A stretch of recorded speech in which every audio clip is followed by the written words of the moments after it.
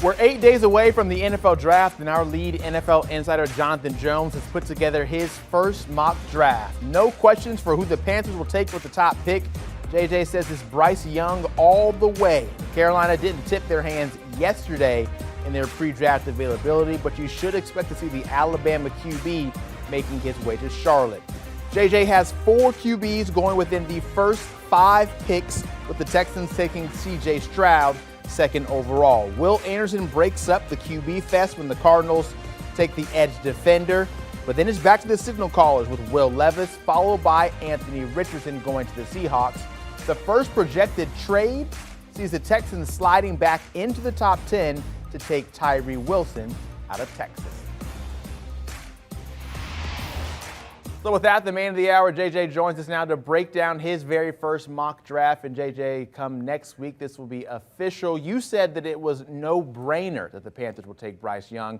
Is it really that simple, given the other QBs and options that are out there right there for first overall?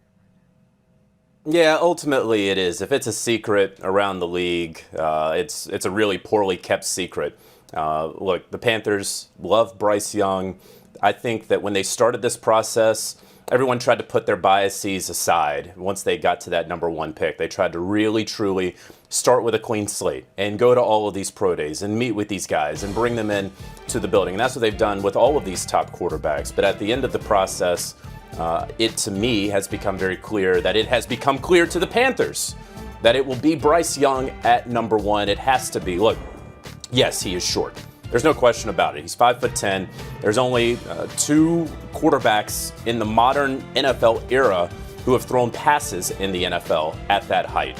He's slight, right? So you talk about Kyler Murray is short. Well, yeah, but he's a little more thickly built.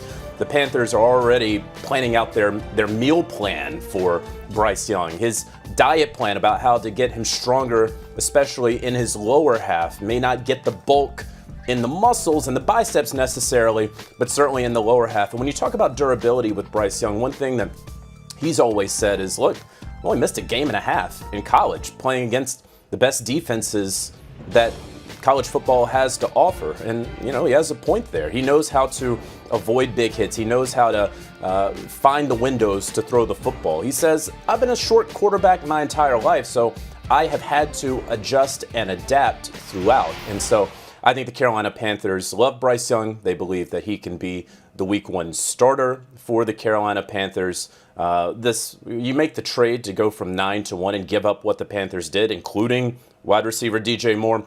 You're not fooling around with this pick. It's going to be Bryce Young out of Alabama, number 1 to the Carolina Panthers. Young will be the first Alabama player selected number 1 overall in the common draft era, which goes back to 1967. So we go from a QB who's small in stature to one who certainly has the size, Anthony Richardson. His name's been linked to a lot of different spots, but you think that Seattle is the perfect fit for my Gator brethren? You know what? I truly do. And you know, Detroit could also be a fit there at number 6, but in my mock, I have Seattle taking him. One thing that we know about the Seattle Seahawks, they are not going to be letting their intentions known to anyone. John Schneider always fools the rest of the NFL. So, you know, as confident as I would love to be in this pick, Zach, I have to say, as an insider, I can't tell you that I know this for a fact because they treat it very clandestine over in Seattle. All of those things said, when you look at Geno Smith, fantastic player, comeback player of the year, the Seattle Seahawks love him, and they gave him a 3-year contract worth $75 million. But when you really get into that contract, it's really a 1-year deal and a we'll see. After they paid him about $28 million or so in 2023, they can get out of that contract with a little bit of dead cap in 24 and 25. Well, if you get Anthony Richardson, what everyone across the league tells me is, like, you don't want to have to start the guy year 1. He's not ready for the NFL. Remember, he missed time in high school. He missed a lot of time in college. He doesn't have that many snaps, that many games started to his resume. And so you need to get him some reps in the NFL. You need to get him in an NFL system and allow him to learn. Don't force the issue is what so many scouts and executives tell me. And so he needs to go to a place where he can sit for a year. And that's why I have Seattle at number 5, selecting him with an eye on the future. But of course, you know, Detroit sitting there at 6 could be one of those teams. But in my mock, it's Anthony Richardson to Seattle at 5. Then in your mock, so you had 4 QBs taking in those first 5 picks, then wait until 23 when you had the Vikings taking Hendon Hooker. Why do you think Minnesota will go that way of taking Hooker? You know, it's interesting because the general manager there, Kwesi Adofo-Mensah, it's hard to really anticipate what he's going to do. Remember last year, he traded twice in his division in the draft. You don't really see that. And so what's he going to do? Look, I think it's pretty clear based off of his comments last year that he doesn't necessarily believe that Kirk Cousins is going to be that franchise guy for years and years to come. So you have to start planning for the post-Kirk Cousins years there in Minnesota. And Hendon Hooker, a guy who's in his mid-20s, a guy who's coming off that ACL, but who can really throw the football. And yes, in that Josh Heupel air raid-like system, there are a lot of open receivers. There's no question about it. But when you have Kevin O'Connell, the head coach of the Minnesota Vikings, scheming guys open, well, I want a guy who's going to be able to connect with open receivers. And we see right there his completion percentage last year at 70%. Touchdowns and interceptions. He's not making a ton of mistakes when the offensive system is there for him. And so I can see this happening. I think the Vikings are very interested in finding that quarterback of the future. When you think about it, how are they going to get it next year in 2024 if they don't do it this year? Of course, a Trey Lance trade could always be possible, perhaps. But in this mock, I had them taking Hendon Hooker there in the middle part of the first round.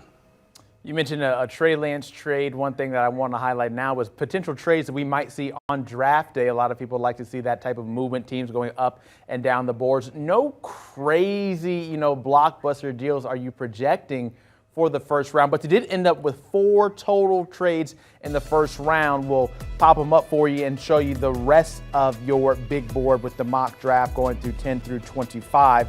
The Eagles, you had them taking Bijan Robinson after swapping picks with the Texans. Then the Bucks and Giants also trading up. You've got Nolan Smith headed to the Patriots, Zay Flowers to the Giants, a little bit of movement here and there. What about these trades seemed realistic to you enough to figure, hey, this actually could go down? Well, I'll start really at 14 with Darnell Wright and the Tampa Bay Buccaneers. They need an offensive tackle. They need one sorely. They need one badly. And in my mock, what I have is sort of a run on tackles beginning around 9 with the Chicago Bears. And then you see a couple other tackles start to come off the board. And so the Buccaneers have to be aggressive in going up and getting their guy. And they go with a trade partner that they've worked with before. We always know that the New England Patriots are going to be interested in trading down in any year's draft. And so that's why this mock makes a lot of sense for me. Darnell Wright played really well at right tackle last year, struggled a little bit his first few years, and maybe he's a right tackle in the NFL, and that means that you have to move Tristan Wirfs over to left tackle. I believe the Buccaneers would be willing to do that. Meanwhile, another trade that I really liked was Zay Flowers and the New York Giants, and I know a lot of people have had the Giants staying where they are at 25 and picking Zay Flowers, but when you look at it at 21, it's the Los Angeles Chargers, and they need speed at wide receiver. They need to have a couple of needs, but when I looked at it, I just said, I don't know in this mock if Zay Flowers is going to slip past the Chargers at 21, and so because of that, I needed the Giants, a really good fit for Zay. I needed them to get ahead of the Chargers, and so, again, a team that's always interested in trading down, the Seattle Seahawks. And so when you have a Zay Flowers guy, you have a guy who he was in the slot. You're probably going to keep him in the slot in the NFL, but he's a very shifty guy. 4.42 40. He also had a 10-foot, 7-inch broad jump, so you like his explosion. And so this made a ton of sense for me. The Seahawks still get Kalijah Kancey there from Pittsburgh. They're going to get a lot of Aaron Donald comparisons. They have a need there in the middle of their defensive line. Look, when you're doing these mocks, you want these trades to work out for both parties. And in this case, in my opinion, it certainly does.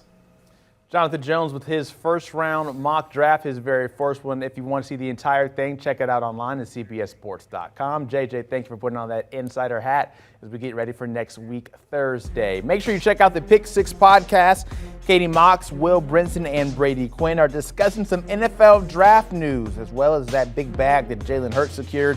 And what are the odds that Brock Purdy will play this upcoming season? Like and subscribe for all your audio listening needs. Do you want a sports network that delivers everything that matters about the game? The highlights, the picks, the instant analysis, no yelling, no fake debates, no politics.